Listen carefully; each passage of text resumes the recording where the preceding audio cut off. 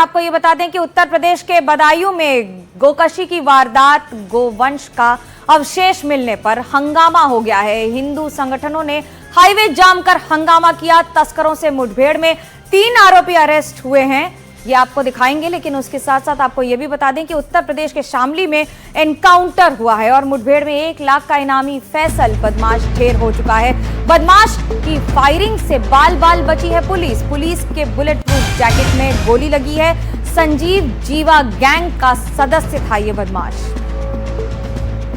लगातार उत्तर प्रदेश में एक के बाद एक एनकाउंटर हो रहे हैं और मुठभेड़ में 1 लाख का इनामी ढेर हुआ है। संजीव जीवा गैंग का सदस्य था ये बदमाश, जिसने गोली चलाई तो बुलेट प्रूफ जैकेट पर भी गोली लगी है पुलिस की।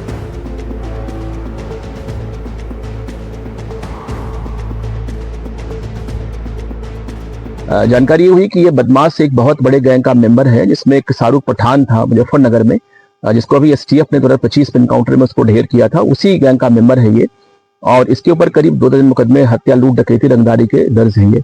जनपद शामली में भी इसके ऊपर 3 मुकदमे पूर्व से दर्ज थे। इसमें 1 लाख रुपए का रिवार्ड घोषित किया गया था इसके ऊपर।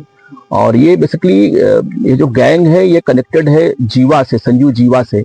और मुख्तार अंसारी गैंग जो पूर्वांचल का गैंग था ये सब उन सबके शूटर रहे हैं पहले से। और जब वो लोग जेल में थे तो उस समय इनका प्रयोग लोग गोली मरवाने के लिए करते थे।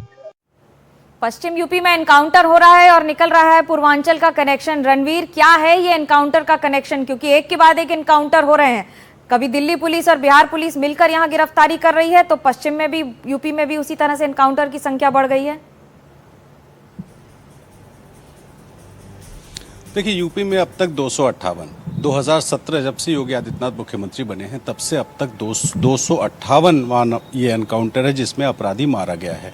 ये जो फैसल है, इसका आपराधिक इतिहास देखें तो 2 दर्जन मुकदमे इस पे दर्ज थे, जिसमें एक मामला तो ऐसा था कि मुजफ्फरनगर रेलवे स्टेशन पे पुलिस कस्टडी में एक अपराधी की इसने हत्या की और वहाँ से फरार हो गया था। इसके अलावा लूट, छिनैती से लेके तमाम मामले थे। और सबसे खास बात ये कि पश्चिमी उत्तर प्रदेश में ये संजीव जीवा, जो कि लखनऊ की कोर्ट में 2023 में जिसकी हत्या हुई थी, उसके गैंग से जुड़ा था, उसके शूटर के तौर पे। और पूर्वांचल में ये मुख्तार अंसारी के लिए भी काम कर चुका था।